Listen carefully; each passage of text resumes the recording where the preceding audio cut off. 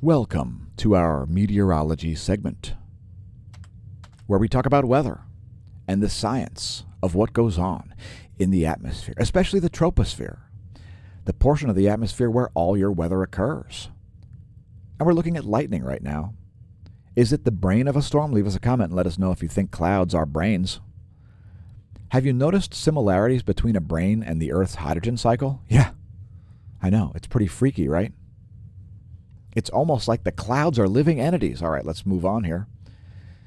And we've got a long string of lightning stretching all the way from the Texas stovepipe up into Ohio, as well as some lightning in Mississippi. Here's a real-time lightning map. Quite a bit of terrestrial lightning happening right now on planet Earth. Yowzers. Lightningmaps.org is the real-time lightning map we're using. And it looks like we see some terrestrial lightning here over northwestern Arizona. Not every day we get to report on that. Hey, St. George, there's thunder rolling in.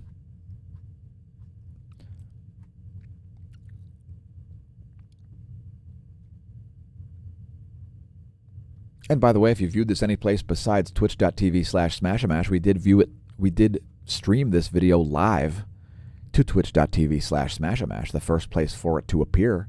If you want the most timely meteorology information, subscribe to us on Twitch.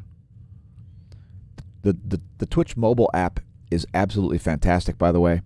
It will actually alert you when we go live or when we put up a video or whatever. All right, and let's get back to our windy.com map now that it has inconveniently changed its location for me. Don't know why it always does that, but let's recenter this. And we're looking at pressure cells. Both poles currently dominated by low pressure right now. Check it out, north and south pole, low pressure. And we'll advance this into tomorrow. This is the European forecast for pressure at tomorrow at noon Eastern Time.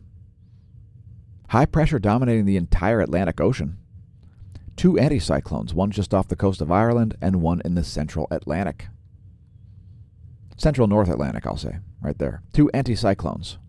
Clockwise air rotations in the northern hemisphere, or counterclockwise in the southern hemisphere.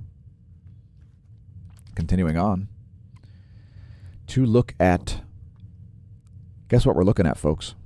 It's carbon dioxide surface concentration. Here's a reason to live in the northern hemisphere. Boy, oh boy, carbon dioxide levels look like they're too low down there. And you can see the way civilization increases the amount of carbon dioxide, which is something that we like. Why? Because carbon dioxide makes the planet greener. It's not a pollutant. It's the most important trace element on the planet. It's at the base of every relevant food chain. And without carbon dioxide, you'd be dead. You'd have nothing to eat, and neither would anybody else, which means every food chain would collapse. It's not a pollutant, and it's not in charge of the Earth's climate. If it were, why was it so warm during the Minoan warm period when carbon dioxide levels were so low following a massive ice age? Let's get back to meteorology subjects by looking at surface winds of the Western world. Some strong ones here in the southern Pacific. Here are the jet streams of the West. Extremely chaotic jet stream flow in the northern hemisphere continues. It's a very incoherent jet stream on this northern half of the planet. Here are the jet streams of the east. And the reason we showed the jet stream is the single most relevant piece of data if you want to look at global weather patterns. If you're a world surfer, the jet stream is what you'll want to look at when you figure out where you're going to fly next, because the jet stream gives us more insight into anything else. It gives us all kinds of insight into whether the temperature is going to go up or down and so on. So we use the 250 hectopascal winds on nullschool.net. It's a fantastic site. It's got all kinds of stuff that we don't even barely touch on. You can even look at things like sea surface temperature anomalies, which we'll stay away from in this video. Anyway, there is the surface wind scenario for the eastern world. And you've got an offshore wind right here on the east coast of Australia, which means you could have fantastic surf right there, as an offshore wind props up waves, makes them steeper, easier to drop into, and makes them larger. Offshore winds. Offshore winds, the key to good surf. And here's some more data for you. It's the weather.gov map for the US of A.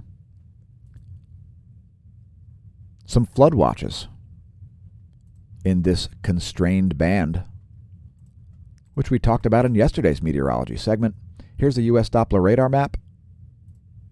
We'll also show you the cloud layer and the water vapor as we do daily, even though it's too dark to see the cloud layer right now. Anyway, there's your first look. Here is the cloud layer, and you can see once again there is dry mass of air constraining this moisture. That's effectively high pressure, and that's effectively high pressure. And the jet stream has taken its good old time to do anything, as convective forces are in charge. And you can see those convective forces all over the place. The jet stream is currently like way up here. And when the jet stream isn't moving the weather, folks, when the jet stream isn't moving the weather from west to east, convective forces may be in charge of things, as upwelling of things like evaporation, precipitation, which is effectively downwelling, are in control of things. And you can clearly see this over places like northern Texas and the mid-Atlantic states. We are getting a bit of a clockwise rotation here, as there's an anticyclone centered over the Outer Banks, where they likely have clear skies right now. Anyway, here's a recap. U.S. Doppler radar.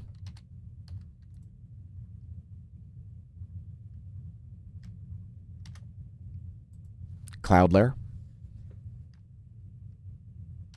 And there's the water vapor. Hopefully that gave you some insight into meteorology. Thanks for tuning in to our meteorology segment. I've been your host, Dan, a.k.a. smAsho, signing off from the Smash News Network. Least busted. Naming news.